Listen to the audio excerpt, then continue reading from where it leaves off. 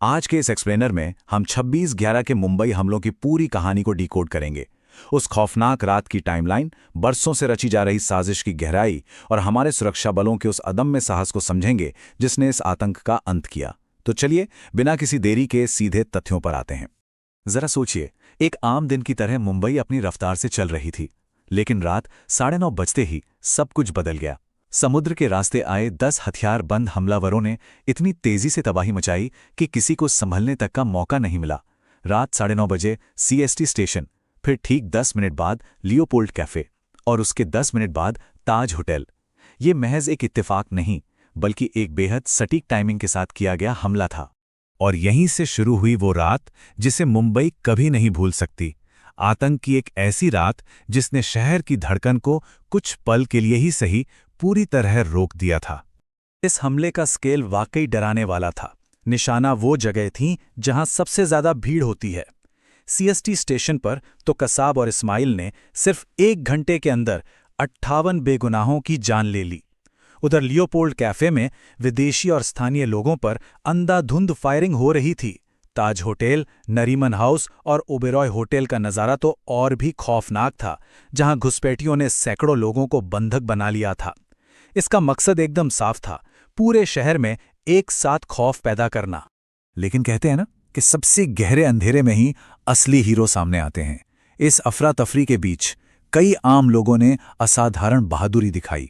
Railway announcer Vishnu Dattaram को ही ले लीजिए। जब गोलियां चल रही थी तब वे अपनी जान बचाकर भागने के बजाय माइक पर डटे रहे और अनाउंसमेंट के जरिए यात्रियों को सुरक्षित रास्तों की तरफ भेजते रहे। उनकी इस सूझबूझ ने उस रात अनगिनत जानें बचाईं। अब सबसे बड़ा सवाल ये था कि इतने बड़े और अचानक हुए हमले पर हमारी पुलिस का पहला रिस्पॉन्स क्या था, क्योंकि उनका सामना किसी आम क्रिमिनल से नहीं बल्कि भारी हथियारों से लैस आतंकियों से हो रहा था। कामा अस्पताल के पास का वो वाकया बेहद दर्दनाक था। ATS chief Hemant Karkare, ACP Ashok Kamte और विजय सालस्कर जैसे हमारे आला दर्जे के पुलिस अधिकारी आतंकियों से मोर्चा लेते हुए शहीद हो गए। लेकिन इस भारी गोलीबारी में भी एक उम्मीद बची रही। हेड कांस्टेबल अरुण जाधव ने मरने का नाटक किया और वो जिंदा बच गए। और यही वो पल था जिसने बाजी पलट दी, क्योंकि जाधव ने ही कंट्रोल रूम को आतंकियों की सटीक लोकेशन और उनके अगले कदम की जानकारी दी। और इसी जानकारी के कारण आगे चलकर असिस्टेंट सब इंस्पेक्टर तुकाराम ओमले ने वो कर दिखाया जिसकी मिसाल दी जाती है। उन्होंने बिना किसी हथियार के आतंकी अजमल कसाब की AK-47 की बैरल को अपने नंगे हाथों से पकड़ लिया। 23 गोलियां अपने सीने पर झेली, लेकिन अपनी पकड़ नहीं छोड़ी। उनका ये अकल्पनीय बलिदान ही वो वजह थी जिससे कसाब जिंदा पकड़ा जा सका। और यही जिंदा सबूत इस पूरी ग्लोबल साजिश को बेनकाब करने की सबसे अहम चाबी बना। खैर, जब थोड़ा वक्त बीता तो एक बहुत ही वाजिब और चुभता हुआ सवाल सामने आया। आखिर इतना बड़ा, इतना कोऑर्डिनेटेड हमला हमारे पूरे इंटेलिजेंस और सिक्योरिटी नेटवर्क को चकमा देने में कामयाब कैसे हो गया? वो कौन सी कमियां थीं जिन्होंने इस तबाही का रास्ता खोला? इस सवाल का जवाब रातों रात नहीं मिला था। इसके लिए हमें इस पूरी साजिश के पीछे की उस प्लानिंग को समझना होगा जो सरहद पार सालों से रची जा रही थी। हमले की कामयाबी के पीछे एक बहुत बड़ा हाथ था, सटीक रेकी का, और ये काम सौंपा गया था दाऊद गिलानी को। हाफिज सईद द्वारा रिक्रूट किए गए शख्स ने डेविड कोलमैन हेडली नाम का एक अमेरिकी चेहरा ओढ़ लिया, एक फर्जी वीजा एजेंसी खोली और अपने विदेशी लुक और अमेरिकी पासपोर्ट की आड़ में बिना किसी की नजरों में आए मुंबई के हर उस कोने की बारीकी से रेकी की जिसे निशाना बनाना था। और दूसरी तरफ चल रही थी आतंकियों की ट्रेनिंग। ये कोई आम ट्रेनिंग नहीं थी, बल्कि एक क्रूर प्रक्रिया थी। दौरे आम्मा में बेसिक ब्रेन वॉश से शुरुआत हुई, फिर दौरे सूफा में एडवांस हथियारों की ट्रेनिंग दी गई, और अंत में था दौरे खास, जहां 60 घंटों तक भूखे प्यासे पहाड़ों पर सर्वाइवल की ट्रेनिंग दी गई। 32 लोगों से शुरू हुई इस अमानवीय छटनी के बाद फाइनल मिशन के लिए सिर्फ 10 सबसे खूंखार हमलावर ही चुने गए। लेकिन जो बात सबसे ज्यादा परेशान करने वाली है वो ये है कि ऐसा नहीं था कि हमारे पास कोई खुफिया जानकारी नहीं थी। बिल्कुल थी। अमेरिकी इंटेलिजेंस ने बाकायदा अल हुसैनी जहाज के कोऑर्डिनेट्स तक दे दिए थे। नेशनल सिक्योरिटी एडवाइजर ने इसे नेवी और कोस्ट गार्ड के साथ शेयर भी किया था, लेकिन कोई एक्शन नहीं लिया गया।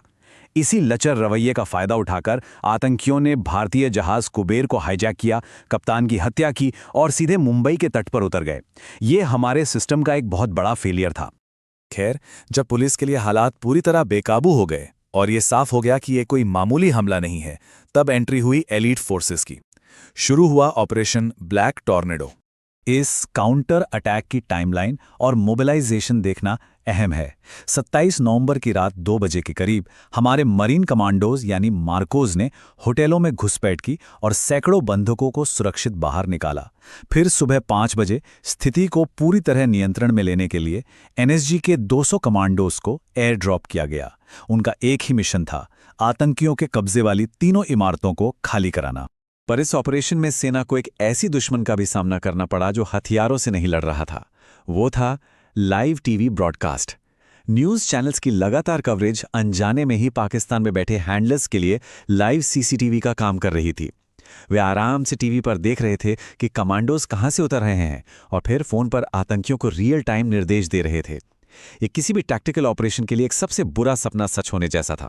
होटल के उन संकरे गलियारों और कमरों में लड़ाई कितनी भयानक थी, इसका अंदाजा मेजर संदीप उन्नीकृष्णन के आखिरी शब्दों से लगाया जा सकता है। ताज होटल में आतंकियों से आमने सामने की जंग में घिरे होने के बावजूद उन्होंने अपनी टीम से कहा, ऊपर मत आना, मैं उन्हें संभाल लूंगा। उनका ये सर्वोच्च बलिदान हमारी सेना के जज्बे को बयां करता है। और इसी जज्बे के साथ एक एक करके सभी ठिकानों को न्यूट्रलाइज किया गया। एयर इंडिया बिल्डिंग से स्नाइपर्स का सटीक कवर लेकर 28 नवंबर की दोपहर तक ओबेरॉय होटल को आजाद कराया गया। नरीमन हाउस में कमांडो गजेंद्र सिंह बिष्ट की शहादत के बाद आतंकियों का सफाया हुआ और आखिरकार 29 नवंबर की सुबह 8 बजे ताज होटल में छिपे अंतिम आतंकियों के ढेर होने के साथ ही ये 60 घंटे की घेराबंदी खत्म हुई। गोलियों की आवाज तो शांत हो गई थी, लेकिन जब धुआं छटा तो उसके बाद जो तबाही दिखी उसने पूरे देश को झकझोर कर रख दिया।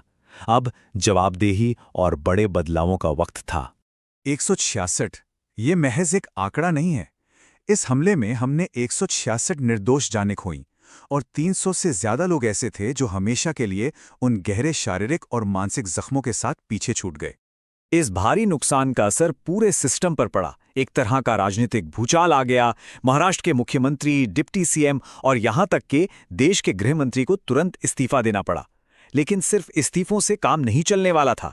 31 दिसंबर 2008 को विशेष रूप से आतंकवाद की जांच के लिए एनआईए यानी राष्ट्रीय जांच एजेंसी का गठन किया गया। साथ ही भविष्य में तेजी से जवाब देने के लिए मुंबई, चेन्नई और कलकत्ता जैसे शहरों में एनएसजी के नए हब बनाए गए। इन सब के बीच न्याय का सफर भी जारी रहा। कांस्टेबल अरुण जाधव की गवाही और तुकाराम ओमले की बदौलत कसाब का जिंदा पकड़ा जाना एक लंबी और निष्पक्ष कानूनी प्रक्रिया का आधार बना। 2008 की उस रात से शुरू हुआ ये सफर लंबी सुनवाई के बाद 2010 में मौत की सजा और आखिरकार 21 नवंबर 2012 को पुणे की जेल में कसाब को दी गई फांसी के साथ अंजाम तक पहुंचा। आज के इस एक्सप्लेनर के आखिर में एक सवाल जो हम सबको खुद से पूछना चाहिए। 2008 के बाद से दुनिया भर में सुरक्षा के तौर तरीकों में जबरदस्त बदलाव आए हैं, लेकिन क्या आज के लिए आधुनिक इंटेलिजेंस नेटवर्क सच में इस तरह के सुनियोजित आतंक से पूरी तरह सेफ हैं? क्या दुनिया ने खुफिया जानकारी को वक्त पर इस्तेमाल करने का वो सबक वाकई सीख लिया है? इसी सवाल के साथ आज का हमारा ये विश्लेषण यहीं खत्म होता है। उम्मीद है इस जानकारी ने आपको सोचने पर मजबूर जरूर किया होगा।